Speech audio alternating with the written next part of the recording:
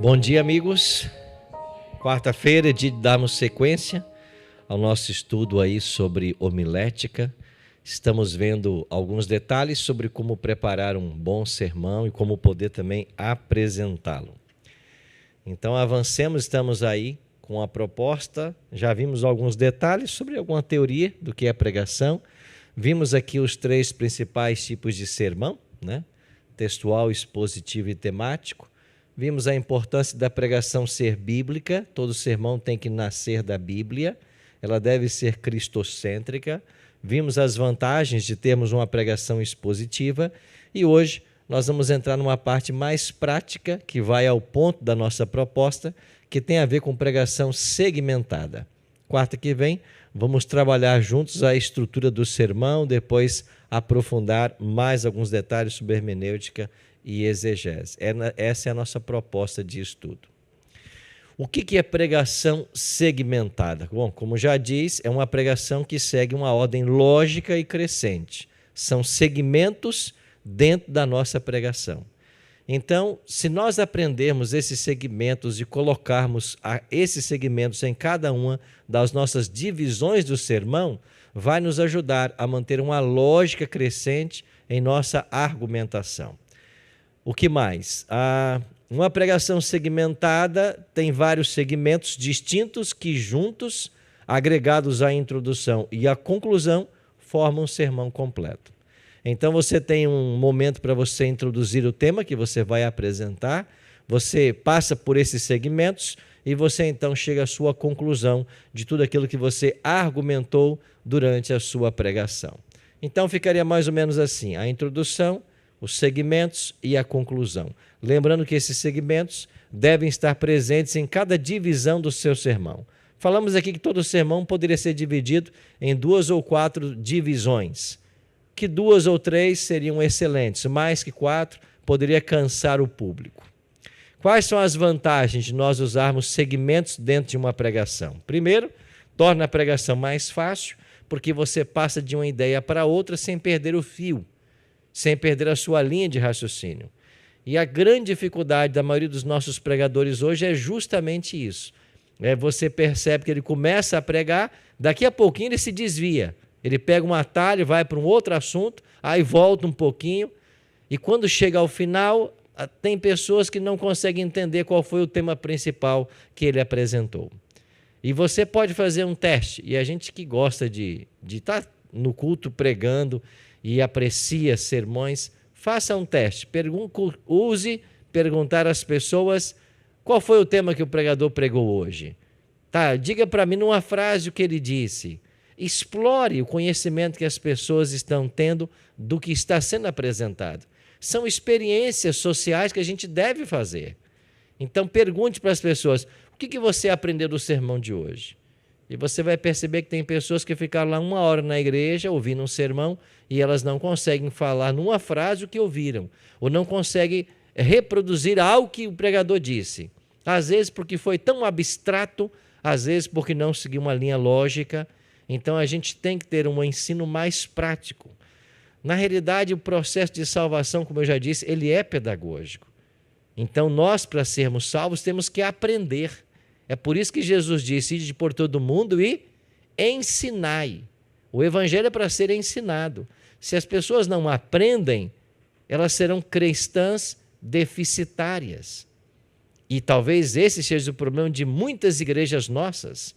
São igrejas que não crescem, igrejas que não amadurecem, porque não há aquisição de conhecimento. E na igreja, a principal forma de adquirir conhecimento é a lição de escola sabatina, depois os sermões. E se a pessoa não estuda a lição, mas os sermões são de baixo nível, ela pode passar 40 anos na igreja e não crescer nada, não saber nada. Então, isso é vantagem porque torna a pregação mais fácil. Os ouvintes entenderão melhor a mensagem e apresenta-se um ponto de cada vez. Então, você vai num crescimento lógico. Essa é a proposta de uma pregação segmentada. Quais são os segmentos dentro de uma pregação? Bom, a proposta nossa é trabalharmos com 4. Quais são esses segmentos? Lição, texto-prova, ilustração e aplicação.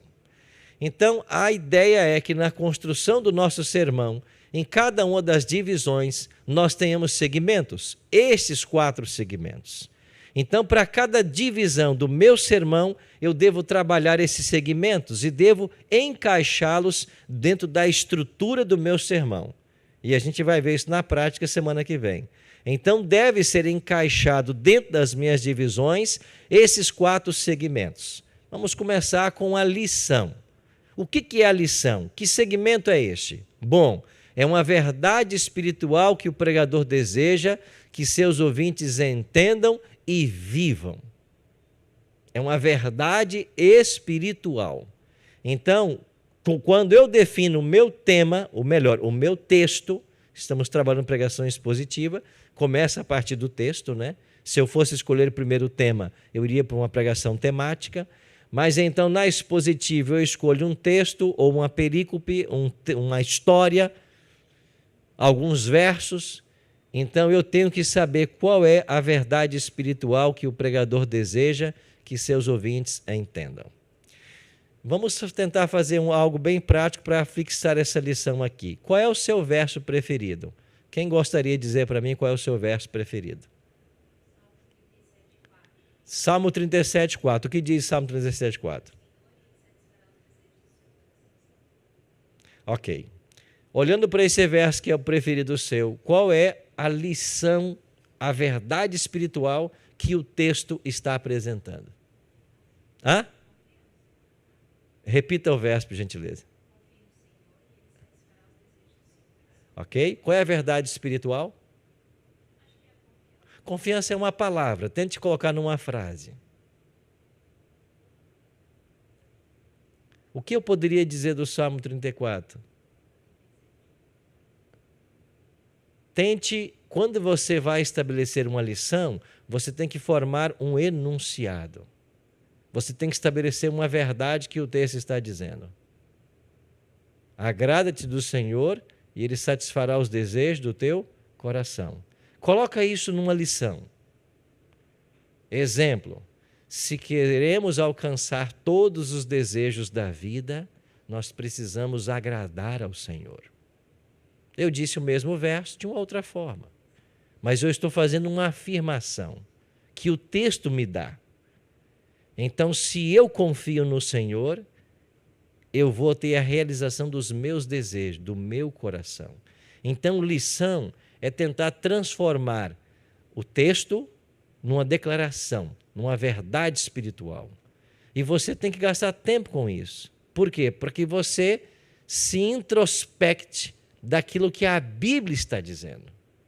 E se a gente faz isso, a gente não vai depois navegar por outros mares que o texto não está dizendo. Então, isso tem a ver com a lição. A lição deve ser uma verdade bíblica, não é filosófica e não pode ser uma heresia. Tem que ser uma verdade bíblica, ou seja, ao formular essa lição, ela tem que estar em consonância com o ensino geral da Bíblia. E um outro ponto, ela deve ser importante para a congregação. Então, esta lição tem que ser algo importante para a congregação. Por exemplo, o exemplo que você deu do Salmo. Todo mundo na igreja tem desejos que gostariam que fossem atendidos? Tem sonhos que pudessem ser realizados? A gente imagina que sim. Todo mundo vive sonhando, né? A gente vive sempre na expectativa de algo melhor. Então, a gente tem que trabalhar uma lição que seja importante para toda a congregação. Então, quando você começar a segmentar as suas divisões do sermão, o primeiro segmento é a lição. E essa lição é o que o texto está ensinando. Eu tenho que colocar numa frase essa verdade bíblica. E para isso eu tenho que conhecer bem o texto. Eu tenho que explorá-lo. Segundo, texto prova. Eu já disse um pouco, lição que você deseja ensinar. Isso acontece especialmente quando você trabalha um sermão expositivo com mais de um verso. Às vezes uma parábola, uma história. Então você tem que ter um texto prova. O que é o texto prova? Bom, o texto prova é aquele que você vai usar para comprovar o que você está dizendo. Por exemplo, João 11, 25, Jesus declarou: eu sou a ressurreição e a vida. Quem crê em mim, ainda que morra, viverá. Vamos supor que você esteja fazendo um sermão sobre esse tópico. Você precisa de um texto prova. O texto prova, às vezes, vai estar na própria perícope, que é todos os versos que você escolheu, ou ele pode estar fora. Bom, Jesus disse que ele é a ressurreição e a vida, e quem crê nele, ainda que morra, viverá. Que texto você pode usar da Bíblia para embasar o que Jesus está dizendo? Se bem que não precisa, né? Mas que texto você poderia usar?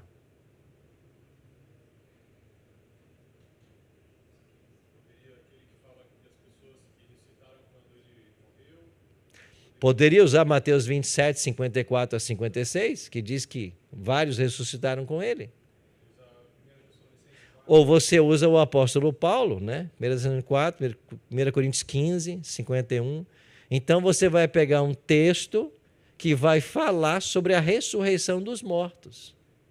Então, Paulo está concordando com Jesus, que os mortos em Cristo ressuscitarão primeiro, serão transformados. Então, texto prova é você trazer para dentro do seu sermão outras expressões que a Bíblia usa que corroboram com aquilo que você está afirmando. Aí o seu texto ou o seu tema, ele vai se tornando cada vez mais bíblico, cada vez mais lógico, e ele força você a buscar, a compreender o que a Bíblia está dizendo sobre o tema, e não apenas um verso isolado. Ilustrações. Deixa eu ver se eu passei muito. Ok. A ilustração deve se encaixar na lição. E olha, se tem uma coisa que deve ser trabalhada com muito carinho no sermão, é a ilustração.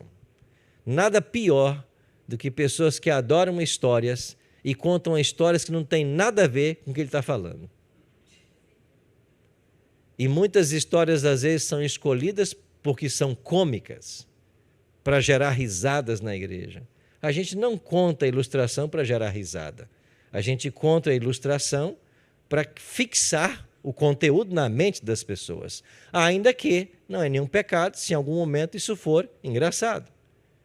Mas o objetivo em si não é gerar graça, mas é fixar conteúdo. Agora, tem pessoas que adoram contar histórias em sermão, mas as histórias que eles contam são completamente desconexas com aquilo que está sendo pregado. Ao invés de contribuir para o aprendizado, ele leva o seu ouvinte para longe do que ele estava construindo. Então, a ilustração tem que ser muito bem pensada. Ilustrar é tornar claro através de um exemplo. Você vai exemplificar o que você está falando. Elas são importantes porque os ouvintes não somente ouvem, eles podem ver a mensagem. Alguém diz que ilustração são como janelas, né? Que nos ajudam a entender e ver o panorama.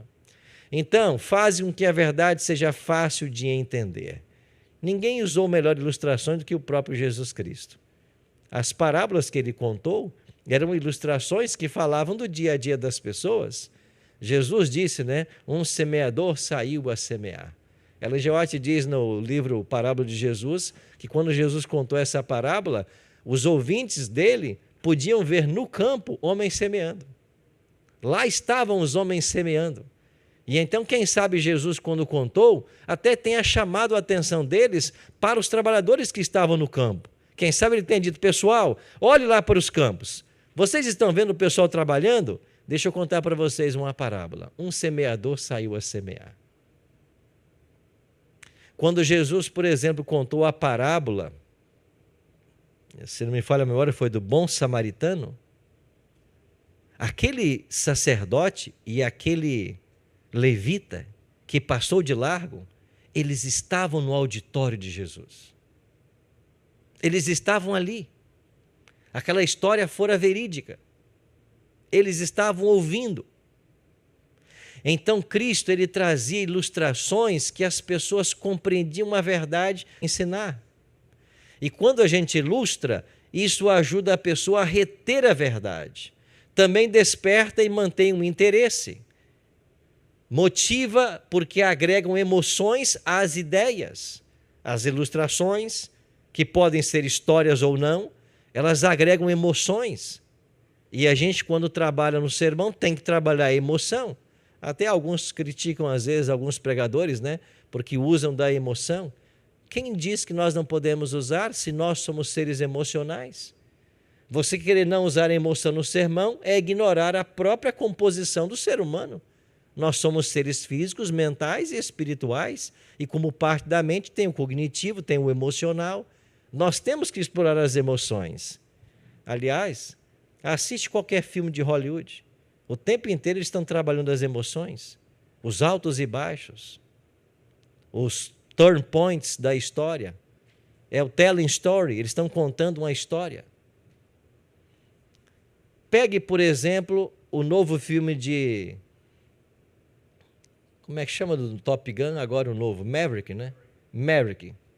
Pegue o filme Maverick. Um dia eu sentei com o editor para assistirmos esse filme, para tentar ver nesse filme alguns lances que a gente precisa ter nos nossos vídeos.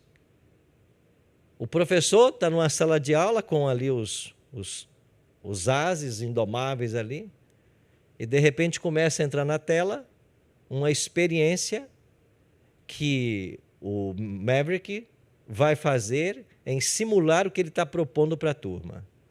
Aí o controlador de voo disse: olha, capitão, não tem nenhum agendamento de treino hoje. Ele disse assim: mas eu vou assim mesmo. Aí você começa a perceber os elementos da ousadia dentro do texto. E outro, por que aquele áudio vazou naquela sala de aula? Impossível aquilo acontecer. E depois, em tempo real, aparece o avião dele fazendo a manobra na tela, que o professor usava como um PowerPoint para ele. Não faz sentido algum a cena. Mas quem é que parou para perguntar se faz sentido ou não? Quem é que parou para perguntar como aquele áudio vazou naquela reunião? O que eles queriam era criar expectativa em todo o ambiente. Aquilo não foi combinado pelo Maverick, mas o produtor do filme colocou para esboçar a reação daqueles alunos. E eles ficam todos entusiasmados, né? E dizem, cool, né? Vai ser legal. E ele coloca um tempo abaixo do que ele havia pedido. São elementos que levam a pessoa ao extremo. Então, são elementos emocionais que o filme vai usando para mexer com as pessoas. E é por isso que você fica 2 horas assistindo e não se mexe. Agora, por que a gente vai numa igreja e não aguenta meia hora de sermão? Porque às vezes está faltando um preparo antes, está faltando ilustrações. Provêem descanso à mente dos ouvintes. Provam e fortalecem os argumentos. Convencem. Essa é a função da ilustração. Aonde eu posso encontrar fontes de ilustração? Primeiro na Bíblia, nas Escrituras, nas parábolas, nas biografias, em arquivos, livros de ilustrações. Tem vários livros aí, né? 1001 ilustrações para sermões. Não sei onde eles arranjam tantas, mas tem aí, né? Experiências, biografias, a própria natureza oferece para nós. Jesus usou por demais a natureza para ilustrar, né? A ciência, artes, os esportes, né? Outro dia eu fiz um sermão e eu terminei mostrando aquele episódio em que um rapaz corredor, ele se machuca, né, e começa a mancar, e o pai invade a arena e o ajuda, né, a correr até o final. Quer dizer, para ilustrar como que Deus age, né? Deus, ele entra na história, ele entra na sua vida para ajudar você até a linha final. Não importa se você será o último, todos os que chegarem serão vencedores. Então, você pode tirar dos esportes algumas coisas interessantes. E também da imaginação, não tem nenhum problema. Então, ilustrações dentro de um sermão são como janelas para que as pessoas respirem, para que elas vejam além das paredes, para que elas saibam o que está lá fora, o ambiente que as carrega. Quando eu estou pregando nos temas decisivos dos evangelismos, que as pessoas percebem que elas foram enganadas por uma vida, quando, por exemplo, a gente aprende sobre o chifre pequeno de Daniel 7, e você aplica aquilo ali à igreja romana e as pessoas percebem que elas passaram uma vida enganadas por um falso sistema religioso, elas precisam de motivações para mudarem. Em alguns momentos eu uso a história de Thomas Carlyle. Eu tenho em casa esse livro e até deveria tê-lo comigo hoje, mas acabei esquecendo. Ele é dessa grossura. São 1.500 páginas. É a história da Revolução Francesa de Thomas Carlyle. Quando ele estava produzindo o manuscrito, estamos falando de um tempo onde não havia nenhuma máquina de datilografia, tudo era manuscrito. Thomas Carlyle trabalhou por 3 anos no seu manuscrito. E depois de 3 anos trabalhando, ele concluiu o seu projeto.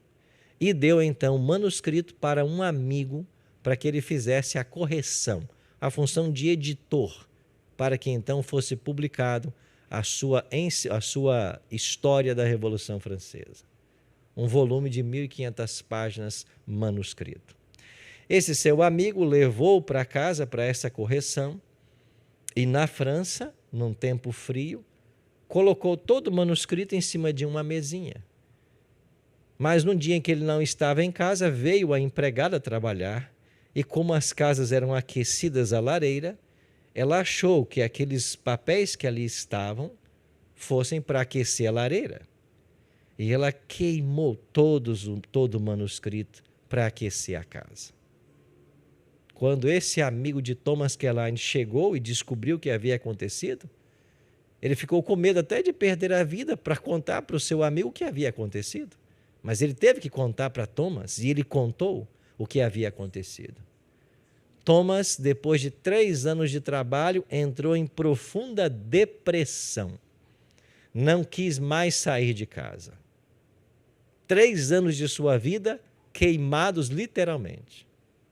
Mas um dia, ao levantar um pouco a cortina da sua casa, ele percebeu do outro lado da rua um pedreiro reconstruindo um muro que havia caído diante de fortes chuvas. Vou que por 3 semanas aquele pedreiro, tijolo por tijolo, reconstruiu todo o muro em frente à sua casa. E um dia ele pensou: se esse pedreiro pôde reconstruir esse muro, tijolo por tijolo, eu também reescreverei a minha história da Revolução Francesa. E ele gastou mais 1 ano e meio e reescreveu tudo o que ele havia escrito em 3 anos. E é por isso que nós temos hoje a bênção de ter a história da Revolução Francesa por Thomas Carlyle. Porque ele decidiu recomeçar. Ele não se entregou às fatalidades da vida. Então você também pode hoje recomeçar sua experiência religiosa, mesmo tendo sido enganado por décadas com aquilo que não era verdade. Eu pergunto, ajudou ou não naquilo que eu estou propondo para as pessoas? Conhecer uma história de superação que é verídica. E quando eu prego, eu levo o livro para mostrar, o tomo. Aqui está o resultado de alguém que não se abateu diante das intempéries da vida. Então, a ilustração, ela tem essa função. E ela é um segmento que tem que haver na pregação. Quanto você pagaria por essa obra de arte? Quanto você me dá aí? Um leilão rápido, quanto? Nem R$1? Hein? Ninguém vai dar nada. R$5? Quem deu R$5? Vendido. Para você não vale nada, mas eu guardo essa obra de arte com muito carinho, porque o pintor, ele assinou ali. Quem é o pintor? Rafael. É o meu filho mais velho. Quando ele terminou essa obra de arte, ele disse: papai, olha o que eu fiz. Nem Noé, em toda a sua sabedoria, daria cores tão belas para a arca dele. Mas meu filho deu. Então, para você talvez não valha nada. Para mim é super importante. Porque é o meu filho fixando na sua mente a história que a Bíblia apresenta. Isso, para mim, é uma obra de arte. Então, a ilustração depende de quem olha. E você tem que ajudar as pessoas a olhar com os seus olhos e a ver a beleza que você só está vendo, mas que outros poderão ver também. E eu espero em breve poder levá-los, se tudo der certo ainda esse ano, na Arca de Noé, que está lá no Kentucky, para que ele veja agora a arca que ele pintou no tamanho real. Que tal? Vai ajudar a ilustração dele ou não vai? Aí está o artista.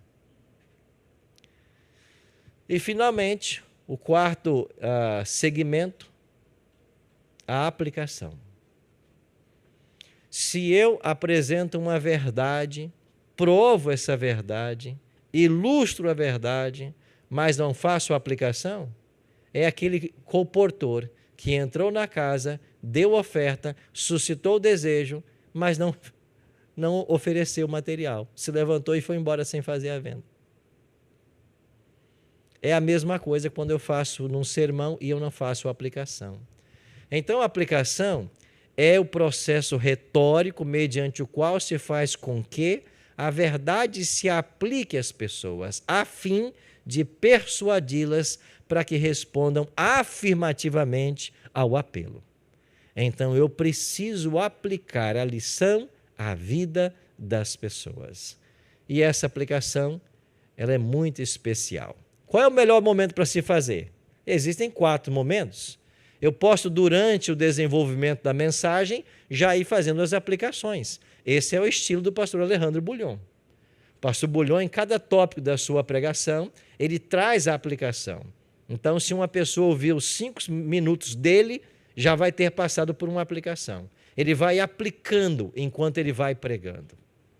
Outros, ao final de cada divisão, se o seu sermão terá 2 divisões, 3 divisões, você fará então 2 ou 3 aplicações. Alguns têm mais aplicações. Em cada subdivisão, ele já vai fazendo uma aplicação.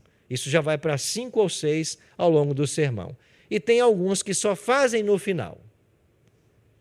Então, você tem que escolher, de acordo com a sua metodologia, com o seu estilo, em que momento você deve fazer. Se você desenvolve ao longo da mensagem fazendo uma aplicação, essa é uma coisa positiva. Por quê? Porque nem todo mundo está conectado 30 minutos. No caso do 4º exemplo, que é ao final da mensagem, essa aplicação ela é muito válida para quem consegue segurar o auditório 30 minutos. Então você construiu tudo e é lá no final que você vai aplicar. Se você consegue segurar bem o seu auditório, ela funciona bem e tem um poder extraordinário. Porque você construiu por meia hora para levar a pessoa a uma decisão. E quando você faz a aplicação, ela entende, ela vai mudar de vida. Mas se você não consegue segurar o auditório meia hora, talvez você deveria, ao longo da mensagem, ir fazendo a aplicação. E se você escreve bem o seu esboço, que é a nossa tarefa de semana que vem, você então poderá, no final de cada divisão, fazer uma aplicação daquilo que for o melhor. Então, quais os princípios básicos para essa aplicação? Primeiro, o sermão deve ser relacionado com os problemas e as necessidades básicas das pessoas. É o que eu disse para vocês um outro dia aí. Quando eu me batizei na igreja, eu odiava a Semana da Família. Era sempre em julho, né? Semana da Família. Aí falava sobre casamento, sobre pais e filhos, e eu lá com 13, 14 anos sentado na igreja, não era casado, não tinha filhos, a mensagem não me tocava, não me atingia. Então eu não gostava dos sermões.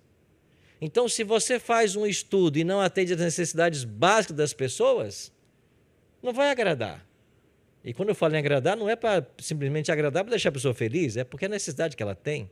E aí a gente tem que trabalhar com as necessidades básicas das pessoas, que tem a ver com segurança, com culpa, com estresse, com sofrimento e etc. Use a imaginação para dar vida às cenas dos personagens e, através de ilustrações, mostrar como a verdade pode ser aplicada à vida no seu dia a dia. Eu vou adiantar que o tempo já acabou. Então, tarefa de casa, a gente avança escolha um texto da Bíblia e semana que vem nós vamos tentar trabalhar nesse texto um esboço. Dividir esse texto dentro de um esboço, respeitando então o que o texto está dizendo. Acho que hoje eu tenho que fechar por aqui. Mas então nós vamos então trazer um modelo para vocês dessa estrutura do sermão, levando em conta esses 4 tópicos que nós vimos hoje, e a gente vai tentar, a partir do texto, criar as divisões e ali os 4 segmentos que nós vimos hoje. Então, essa é a parte do sermão de uma pregação segmentada. Veremos isso mais na prática semana que vem, tá bem?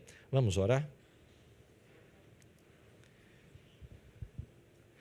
Nosso Pai querido, muito obrigado por Tua palavra que temos em nossas mãos, pelas oportunidades que temos de estudá-la e pelo grande desafio que o Senhor nos deu de compartilhá-la.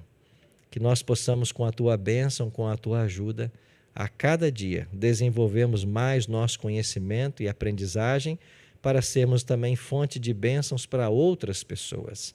Abençoe cada servidor aqui da nossa associação, especialmente aqueles que estão colocando em seu coração o desejo de melhorarem, aperfeiçoarem sua pregação e que todos nós possamos ser instrumentos em Tuas bondosas mãos. Dai-nos uma quarta-feira feliz e abençoada em Tua companhia. Oramos em nome de Jesus. Amém.